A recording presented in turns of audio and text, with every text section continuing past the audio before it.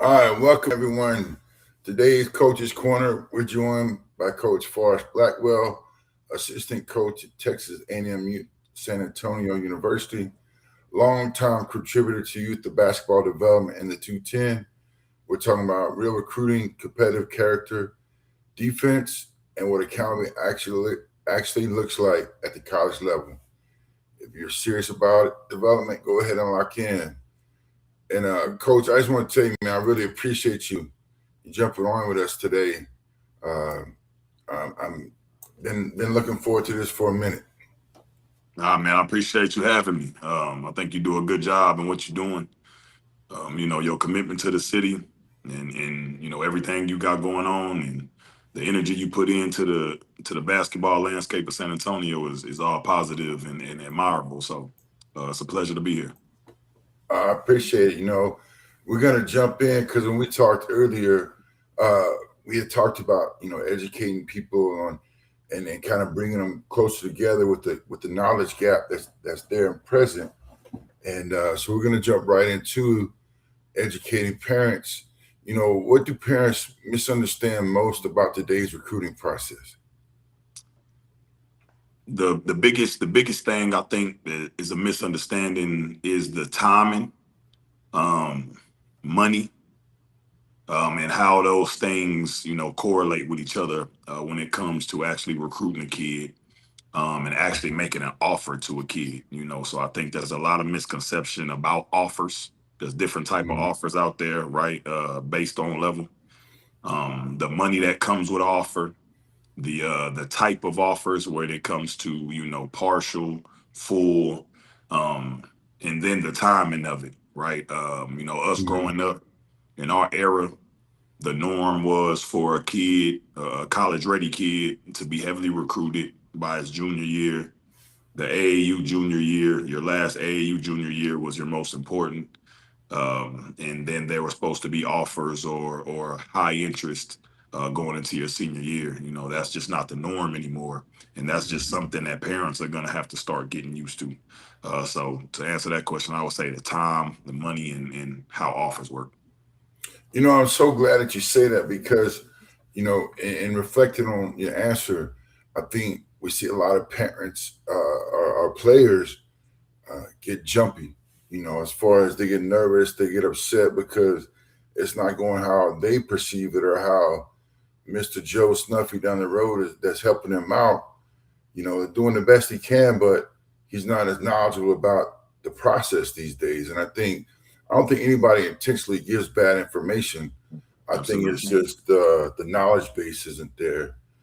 But in saying that, what do you feel like is matters the most right now? Is it stats, film, habits? It's habits. I would put habits first. Because Mhm. habits is going to give you the type of film you need. And so therefore, if you're not getting the stats that jump out of the page or the stats that's garnering the type of notoriety you're looking for, that film is what's going to do it, right? How coaches talk about you, the side talk that goes into you. That film is going to tell you everything you need to know about a player.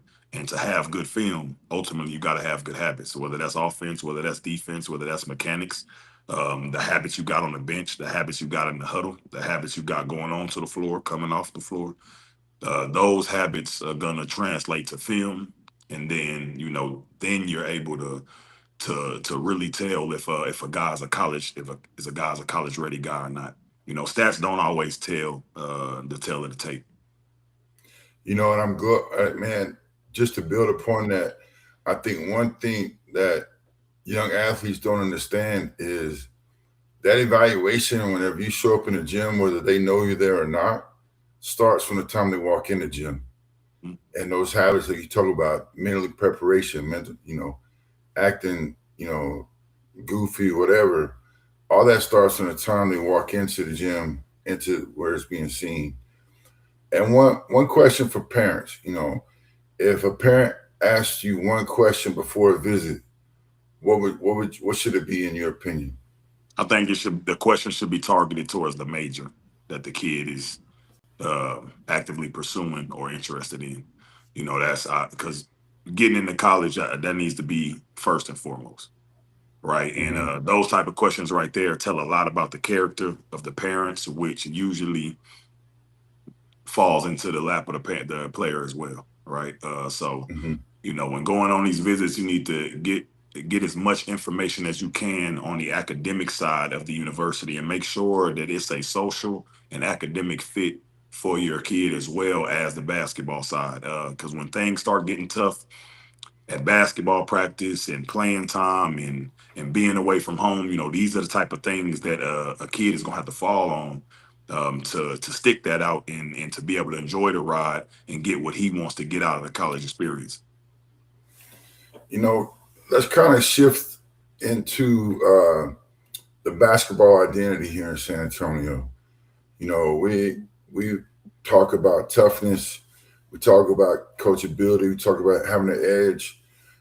What traits consistently show up in players from this area, San Antonio?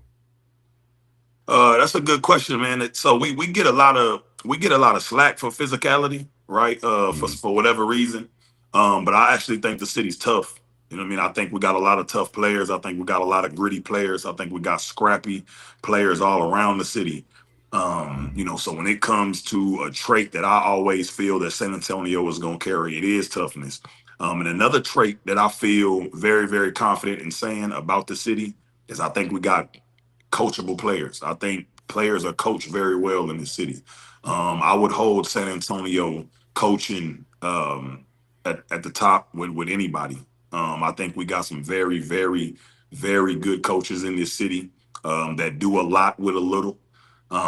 Compared to the other cities or the narrative that's around us, right? So Mm-hmm. I think you got coachable guys. I think you got guys that understand the game compared to the other high school Mm-hmm. kids that we're talking about in other cities. And then I think we got guys that are gritty. I think we got guys that are tough, and I think we got guys that are gonna they're gonna do a little bit extra to get the win, or go that extra mile for their coach.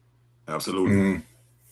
Mm-hmm. I think that personally, I've mentioned that one of the biggest attributes for the 26 class was just the toughness at the point guard position. Hmm. And it's been amazing to watch some of the guys from the city go different places and compete against some of these point guards.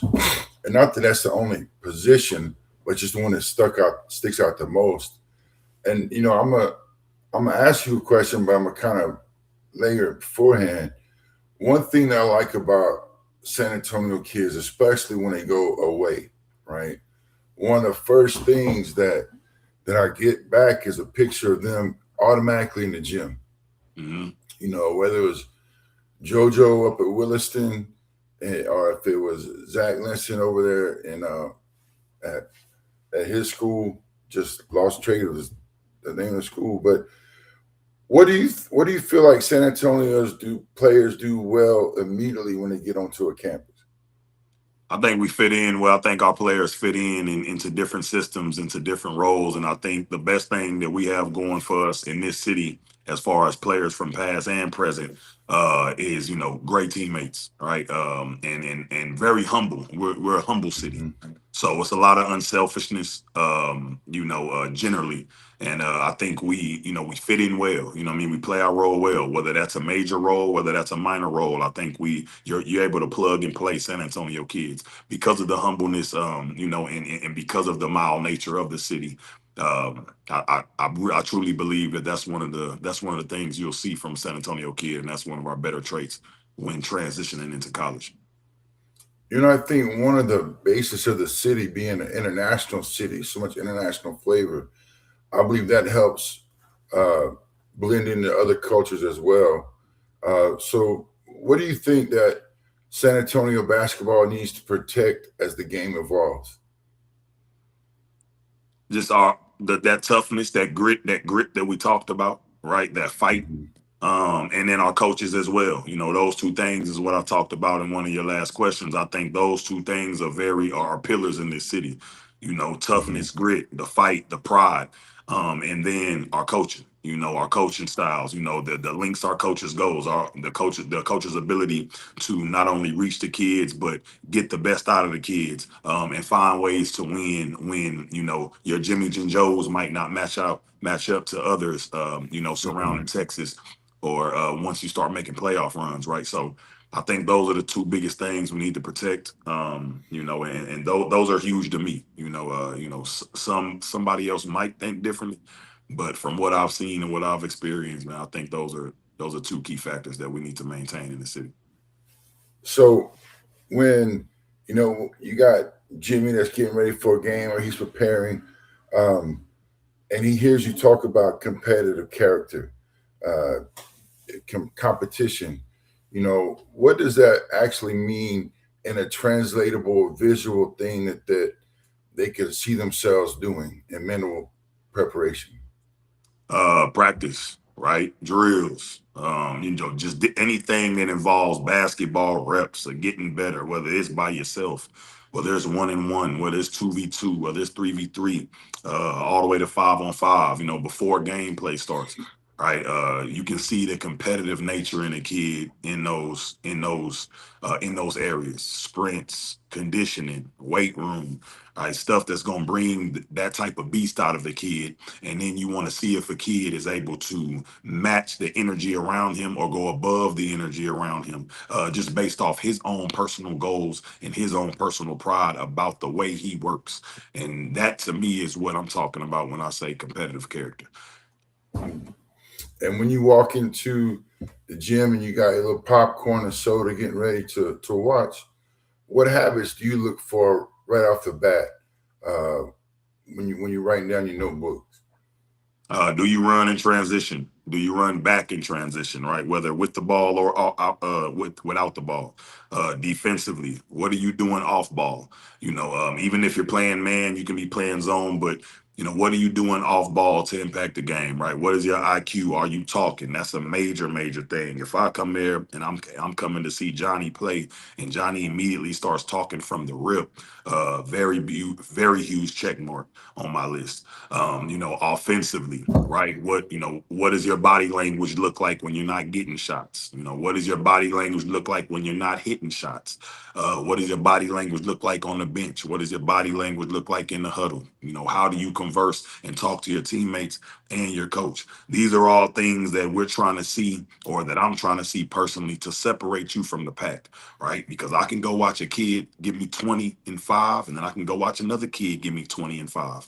These two kids probably aren't going to come give us 20 and 5 the first year we have them. So what other intangibles can I take from that player, right, that I know that's going to translate to us? And I don't particularly mean translate on the basketball court during the game.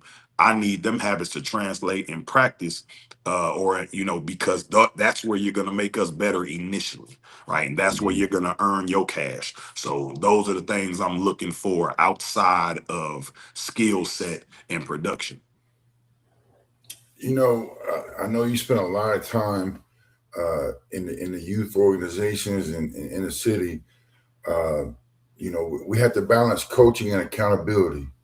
And so I was kind of curious if you could expound on how do you balance demanding standards and a player's confidence as they're developing. You got it's something you got to figure out. The accountability and confidence. It's a tricky balance, right? You got 12 to 15 kids on your roster, and you have to find out what buttons to press on each one of these kids. You have to find out how to emotionally attack each one of these kids, how to mentally and psychologically attack each one of these kids. And it is a game. You're Mhm. playing mind games, positive ones, hopefully, right? You're looking at different triggers, you're trying different things out. Some are gonna fall short and some are gonna be successful, but it's your job to try that. So when holding a kid accountable, but also trying to keep him confidence, you have to find that balance as a coach, and that kid also has to find it too. That kid and those parents, because the parents are key in this, Mhm. very, very huge. We all three have to find that balance, and the kid and the parent has to trust and believe that I have his best interest at heart. that the staff has his best interests at heart, right? And we're trying to get Mhm. something out of him that's not happening at the moment, but also trying to show him that we believe in him at the same time. So you got to show you believe. You got to have a lot of conversations about what he means to the team. You got to have a lot of conversations about his role and how to expand on that role, but also have him understand what standards is set for the team, what standards is set for this program, and that he's not bigger than the program. So we need him to confirm and start to move in a certain way so we can get to those goals and those areas that we think he can be as a player. As you look across the city and in other cities, what are some of the strategies or things that you look for where high school coaches can help prepare kids for college accountability? You got to hold them accountable. You know what I mean? You can't pick and choose moments. Anytime anything's happening in front of the team or the team knows about it, you have to put your foot down and you have to oblige by your rules and your regulations. Right? These type of things have to be talked about in parents' meeting, and it has to flow all the way through home to the kid. You know, those things are gonna help a kid be ready for college, right? Sometimes you got to put winning to the side. Sometimes it can't be about wins or losses when teaching a lesson. Does that mean you hurt your team or you hurt a player on purpose by that? No, you're teaching a lesson. If that lesson comes with the loss, then that loss can be a part of the lesson. But Mhm. you have to be firm about your standards, your regulations, and how you want to operate things so that the kid can see this at this level despite being a top tier player or a bottom tier player on the team, all right, and understand that this is how it's going to be once I get to college. Because what happens is kids come in as freshmen, and 90% of kids that come in as freshmen don't expect to play varsity ball, right? But Mhm. for some reason, by the time they get to college as a freshman, it might be flipped. And Mhm. 90% of the kids think that they're going to play as a freshman in college, right? Mhm. When they were a freshman in high school, they were very green. They were very open. It was yes, sir, no, sir, running all their sprints. They're fighting to just get on the freshman squad, JV, or prove that they can play varsity at a young age. Okay, Mhm. so that same energy and same accountability and same atmosphere needs to be held throughout the 4 years so there can be an understanding that it's going to be the same process and ladder once I get into college. Knowing the college game, knowing kind of where I fit in between helping kids and get them in the right fits. I get 100 videos of offensive highlights, right? And just coming from a coach, I wanted to kind of discuss this one thing. Why does defense still decide playing time and who gets to college on the defensive side of the ball? Because it's basketball is a international game. Everybody plays it. The offensive side of the ball is held to a very, very high standard. It's beautiful, it's glamorous, it's exciting. So therefore, naturally, the general population is all going to try to look away offensively. So what happens is when you got a defensive minded kid or a defensive minded principals, you are going to stand out in a certain way and you are going to be able to be used in a certain way and you're going to be able to fit into puzzles that other guys don't fit into, like we talked about earlier, when kids leave and they're able to fit in different roles and be very valuable in that aspect. And defense will always and forever be one of those areas that can separate you from the masses, right? Being Mhm. able to be versatile, being able to be hard nosed, being able to be coachable on defense, whether it's on ball or off ball, is very, very valuable when it comes to winning basketball. I firmly believe defense comes first. In my practices, I'm spending 65 to 70% of the time on defense.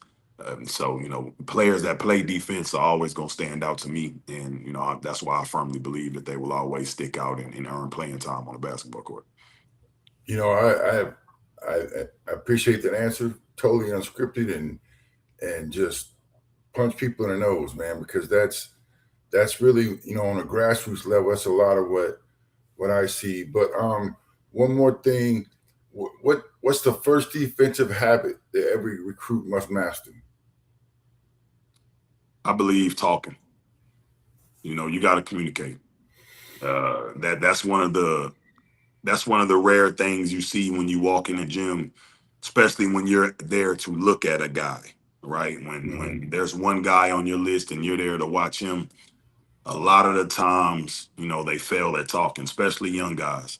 Um, and communication is huge, man. Communication is huge, especially the higher the level you go, because the higher the level you go, the better offensive players you face. The better the schemes are, right? The more advanced the play calling is, and different things of that sort. So communication is key, and communication is the first habit I believe you need to learn as a youth basketball player. When you're playing this game, especially on defense. Thank you for that. You know, we we're looking for leaders these days, and how leaders that raise standards when coaches aren't necessarily watching. So, how do you define real leadership inside a locker room? It's the guys that's willing to be uncomfortable and have uncomfortable conversations, and put their nose on the line or their reputation on the line for the team, but also be a voice for the coach, and relay it and be able to meet or reach players that necessarily need a little help, when it comes to hearing the message from the coach. And there has to be an understanding, right? These guys that are leaders have to understand the players and their mindset and what they're thinking, but they also have to understand the coaches, and they got to be able to bridge that gap. So those guys, those are the good leaders in locker rooms, guys that are able to bridge that gap, verbally, and guys that are able to show physically and bring the troops with them physically while walking the line of standards, right, and expectations that the program has laid out for every student or every kid athlete. These are the type. These are when you become a leader. When you're able to do those things, you got a good guy in your locker room. And your locker room might be all right. So let's set this up for the young player all the way through to the veteran that's maybe transferred. Uh, what behaviors do you earn respect from teammates the fastest? Conditioning, off season, right? Off season, the way you work, your work ethic, um, you're gonna earn respect the fastest from teammates when you put it all on the line. Before you even touch a ball, you're making every sprint, you're making every time, and it's not that you're more physically gifted, because some of those guys you might finish fourth, you might finish fifth, you might finish sixth, but if we know and the team knows you're giving 100%, and you busting your ass every time that we do something that's extreme, or that's gonna put you in playing shape, and you don't ever miss a beat, you don't complain. Those type of things stick out first. Off season is the first experience you have most of the time with the team in total. So the way you set the tone in off season and the way you prepare and go attack off season, is very telling and can be a very key factor on how your teammates see you and respect you. Or coach, I think we're gonna shut it down there because I want that to be the lasting thing that these young men hear, young women hear. Absolutely. So I appreciate your time today. I know we'll link up again because this was really powerful in the message that I'm trying to convey, and I know that we're like-minded in that sense. Yes, sir. Yes, sir. I Uh, appreciate it. oh yeah, I yes look sir, forward and to it, my man. You know that. yes. So this isn't about height; it's about habit, trust, and competitive character. If you can defend, communicate, and hold yourself accountable, you'll have a seat at our table. Thanks again.